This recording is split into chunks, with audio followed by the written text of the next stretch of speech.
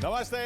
8 दिसंबर सुबह 6 बजने वाले हैं और अब शुरू होता है सबसे बड़ा दंगल का सबसे बड़ा दिन। अमन, 2 घंटे का इंतजार है, काउंटडाउन शुरू हो चुका है। रिमोट को साइड में रख दीजिए। अभी बज रहे हैं 5:57। 2 घंटे का इंतजार और फिर ये स्क्रीन बदलनी शुरू हो जाएगी। जी हाँ, स्क्रीन आप पहले तो अपनी टीवी स्क्रीन देख लीजिए।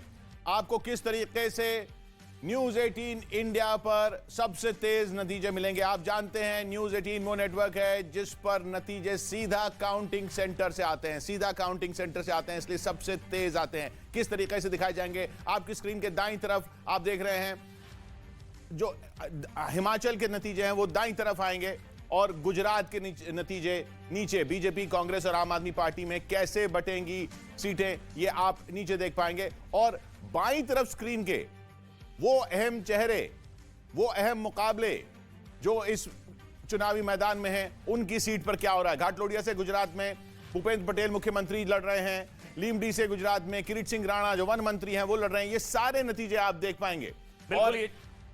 और ये जो स्क्रीन इस वक्त आप देख रहे हैं, इसके अलावा पीछे जो है ये जिलेवार हम बताएंगे आपको। जैसे गांधीनगर की 5 सीटें, गिर सोमनाथ की 4, मेहसाणा की 7, इसके अलावा मोरबी, नर्मदा, नवसारी, ये जिलेवार भी हम आपको बताएंगे कि 7 में से बीजेपी को कितनी, कांग्रेस को कितनी, आम आदमी पार्टी को कितनी।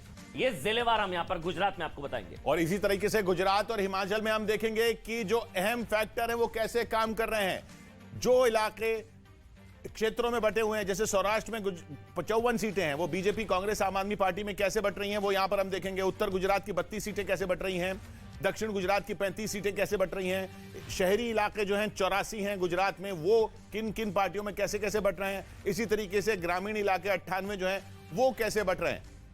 और यहां पर देखिए, यहां पर ठाकुर फैक्टर, ब्राह्मण फैक्टर और दलित फैक्टर, कुल हिमाचल की 68 सीटें हैं, 68।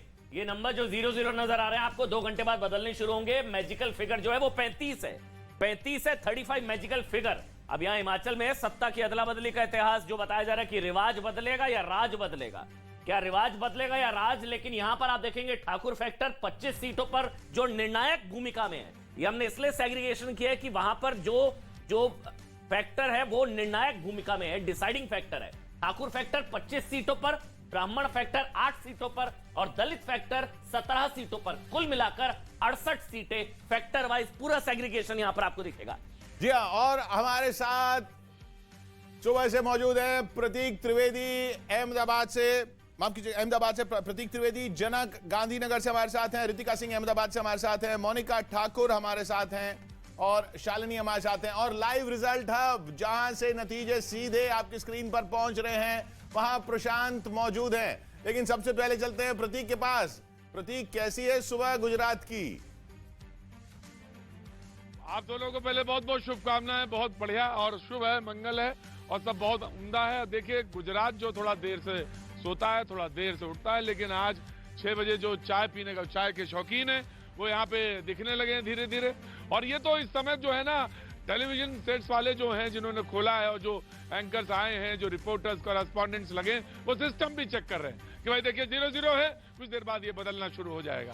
तो ये समय, इस समय कह सकता हूँ कि एक छोटा सा आपको ये रख सकते हैं कि जो लोग आ गए हैं उनके लिए कुर्सियां जम गई हैं, सामने स्क्रीन लग गई है, चाय की दुकान भी खुली हुई है और कुछ देर बाद जैसे 2 घंटे बाद स्क्रीन बदलना शुरू होगी और यहाँ की रंगत और रौनक भी बदलना शुरू हो जाएगी। जी हाँ, उधर रितिका, आप कहां पर हैं?